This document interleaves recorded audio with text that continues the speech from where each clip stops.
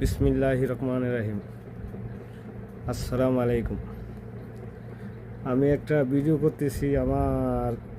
আমি থাকি সৌদি আরবে, বাংলাদেশের বিষয় নিয়ে। আমার ভিডিওটা যদি তারেক রহমান স্যার দেখতে পায়, আপনারা সবাই শেয়ার করবেন। ভিডিওটা হইল এই: আমি ছোটতন বিএমপি করি, তারপরে এই পর্যন্ত বিএমপি করে আসছি। আমার দুইটা ছেলে, একটা ছেলে যখন ইন্টারে হয়েছে তখন সেনাবাহিনীতে চাকরি হয়েছিল। তাতে সেনাবাহিনীতে চাকরি হওয়ার পরে আমলিকের আমলে অডিয়েন্স আইসে যে কি করে, আইসা শুনে সবে এরা বিএমপি করে, এর ছেলে চাকরি হবে না। ছেলে ফিরত আসছে, আইসা আবার ফেরালেখা শুরু করছে। আর ছোট ছেলে বিএমপি করে, ঠিক আছে,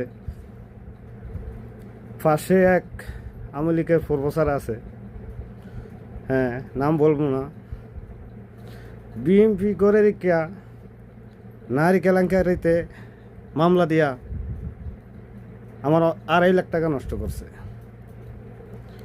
তারপরে এই গত 2 বছর আগে বিএমপির একটা প্রোগ্রাম হয়েছে।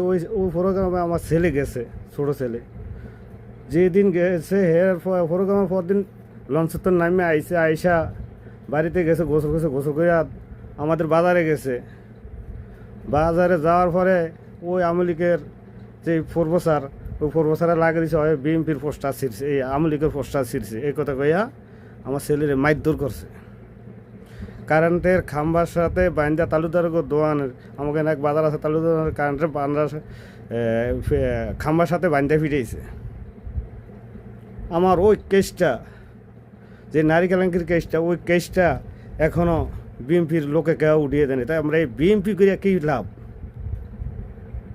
দেখেন, বিগত আমলে সরফেশন নাজমুদ্দিন আলমের এলাকা, আমরা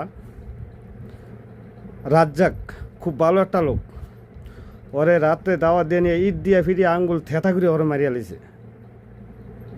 এখন আর ফ্যামিলি কেমন আছে কোনো কেউ জিগেইছে? কোনো বিএমপির নেতা জিগেইছে? এখন দেখি আলমে আবার আইসা গ্রামে আটটা বসাইতেছে।